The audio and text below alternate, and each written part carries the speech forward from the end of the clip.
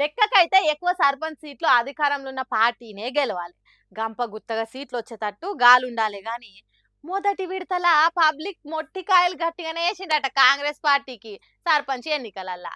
నిధులు ఇస్తదనో, సర్కార్ పథకాలు వస్తాయనో, పనులు జరుగుతాయనో అధికారంలో ఉన్న పార్టీకి దండి ఓట్లేసి గెలిపియాలి గాని చాలా దిక్కులల్లా బీఆర్ఎస్ పార్టీ బలపరిచిన క్యాండిడేట్లకు యమ గుద్దుడు గుద్దినరట ఓట్లు.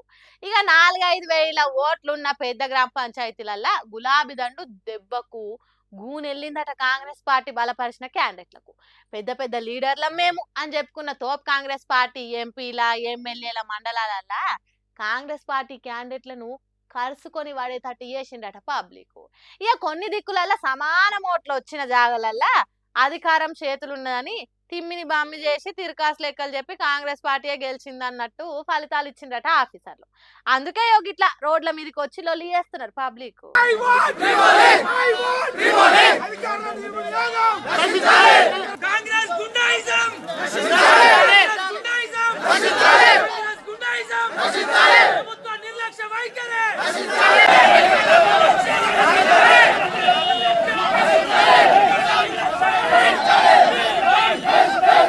జయశంకర్ భూపాలపల్లి జిల్లా మొగుళ్లపల్లి మండలం రంగాపురం అనే ఊర్లే జరుగుతున్న రణరంగం ఇది. కాంగ్రెస్ అభ్యర్థికి బీఆర్ఎస్ అభ్యర్థికి సమాన ఓట్లు వస్తే టాస్ వేసి ఎవరి అదృష్టం ఎట్లుంటే అట్లా ఫలితాలు ప్రకటించాలి గాని ఆఫీసర్లు అనేటోళ్ళు కాంగ్రెస్ పార్టీ కార్యకర్తల తిరగ మారిగో గింత ఆగం చేస్తున్నారని పోరాటం చేస్తున్నారు. ఇక మంత్రులు ఎమ్మెల్యేలు ప్రచారం చేసిన ఏరియాలల్లా ఒక్క సీటు కూడా కాంగ్రెస్ పార్టీ క్యాండిడేట్లు గెలవలేదట. సీతక్క ఏటు నాగారం పోయి ఎమ్మ ప్రచారం చేసినా అక్కడ బీఆర్ఎస్ పార్టీ గెలిచిందట. ఇట్లా చెప్పుకుంటూ పోతే కాంగ్రెస్ సర్కార్ మీద ఓట్ అనే కత్తితోని దాడి చేస్తున్నారు ఓటర్ అన్నలు. ఏ కొద్దిగా తక్కువ బీఆర్ఎస్ పార్టీ కాంగ్రెస్ పార్టీని దాటిపోయినంత పనిచేసింది. అధికారంలో ఉన్నందుకు అన్నిటికీ అన్ని గెలవాల్సిన కాంగ్రెస్ చాలా దిక్కులల్లా ఎల్లెలకల పడ్డదట. ఈ ఫలితాలు చూసిన వాళ్ళు కాంగ్రెస్ పార్టీకి కర్రు కాల్చి వాత పెడుతున్నారు అని అంటున్నారు.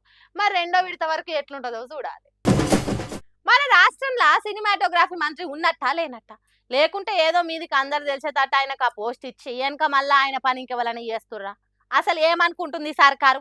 ఎందుకని మంత్రి పోస్టు గాల్లె మెడలు గట్టనికి తప్ప? అయ్యయ్యో, ఇది నేను కాదు, ఖుద్దు మన సినిమాటోగ్రఫీ మంత్రి అనబట్టిండు. ఈ అఖండ 2 రిలీజ్ అన్ని పంచాలను దాటుకుని థియేటర్లలోకి వచ్చిందిరా అని సంబరపడే లోపే కోమటిరెడ్డి వెంకటరెడ్డి సార్ ఎంట్రీ ఇచ్చిండు. అయ్యా, అసలు అఖండ 2 సినిమా టికెట్ రేట్లు ఎట్లా పెరిగినాయి, ఎవరు అనుమతితో పెరిగినాయి? టికెట్ల రేట్లు పెంచుతున్నట్టు నా తెలియదు. ఇప్పటి సంది ఏ సినిమా టికెట్ల రేట్లు పెంచే ప్రసక్తే లేదు. హీరోలకు గన్ని కోట్ల రెమ్యునరేషన్ ఎందుకు ఇస్తున్నారు? నేను గ్లోబల్ సమిట్ కార్యంలో బిజీగా ఉండి మా ఆఫీసర్లు దానికి పర్మిషన్ ఇచ్చారు కానీ ఇప్పటి సంది గసంటి పప్పులే ముడికాయి. అయినా సినిమా అనేది మధ్య తరగతోళ్ళు సామాన్యులకు కూడా అందుబాటులో ఉండి అందరు చూసి ఎంజాయ్ చేయనీకే గిట్లా ఇష్టం ఉన్న టికెట్ ధరలు పెంచితే ఎట్లా? అంతేకాదు ఇప్పటి సంది సినిమా ఇండస్ట్రీలో ఎవ్వరు కూడా టికెట్ రేట్లు పెంచమని నన్ను అడగొద్దని బాంబు వేల్చిండు. అవును సారు, మనలో మన మాట మీకు తెలియకుండానే ఇదంతా అయిందంటే జర ఇచ్చింద్రం అనిపిస్తుంది.